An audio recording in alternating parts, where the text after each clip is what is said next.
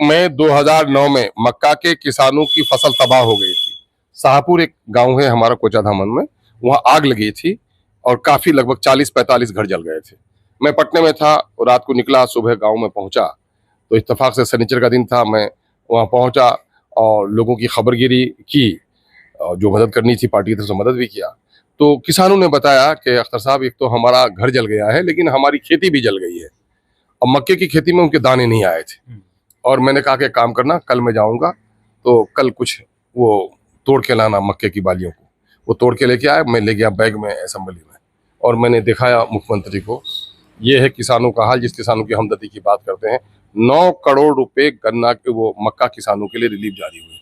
कटिहार में ये गन्ना किसान बेचारा खुदकुशी भी कर गया था। तो हम लोगों ने उसकी लड़ाई लड़ी, गन्ना के समर्थन मूल्य की लड़ाई हम बराबर असेंबली में उठाते रहे।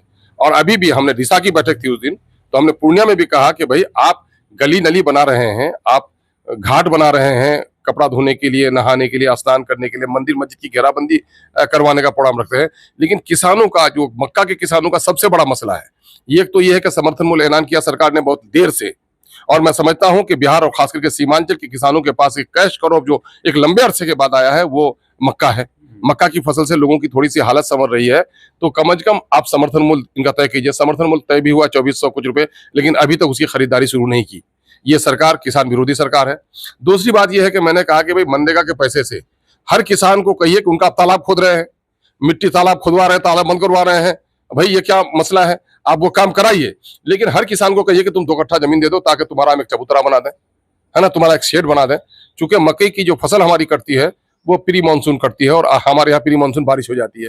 तो गन्ना के किसानों, ये मक्का के किसानों की जब ये हालत खराब हुई है, उन बेचारे की बीवी बच्चे सब गया एकदम तबाहाल हो गए पानी से बचाने में, गन्ना और मक्का को बचाने में। तो हमने ये बात भी की है, यकीनन है कि मक्का की फसल की वजह से इस इलाके की तकदीर और तस्वीर बदलने वाली है। इसलिए हुकूमत को चाहिए कि मक्का को पूरा पूरा सपोर्ट दे। इसकी बात हम लोग किए हैं और फिर आने वाले दिनों में भी हम लोग करेंगे। लेकिन एक सबसे बड़ी बात जो मैं कहता हूँ, खुदा ने आज तक उस कौम की हालत नहीं बदली, न हो जिसको ख्याल आप अपनी हालत के बदलने का, है ना। हम लोगों ने सड़क पर प्रदर्शन भी किया था मक्का को लेकर के, लेकिन मक्का किसानों का मामला ये है कि हमारे किसान सड़क पर नहीं आते हैं।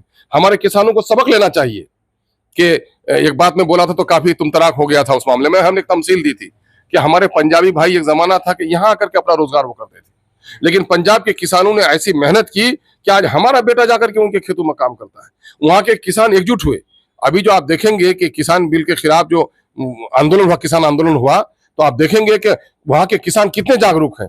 13 महीने तक धरना दिया, 700 लोगों की लाश निकली, और वो खाते पीते लोग, जिनकी बीवियां भी मोटी, गाय भी मोटी, दूध भी, मलाई भी जिनके घर में हो, जिनकी गाड़ी भी, जिनका महल भी, वो लोग आकर धरना दिए। लेकिन सीमांचल के हमारे लोग, किसान जो हैं, वो एकजुट होने के लिए और धरना देने के लिए तैयार नहीं है। बच्चा जब तक रोता नहीं है, माँ दूध नहीं पिलाती, तो जालिम सरकारों से बगैर लड़े हुए हक लेने की बात कैसे कर सकते हैं?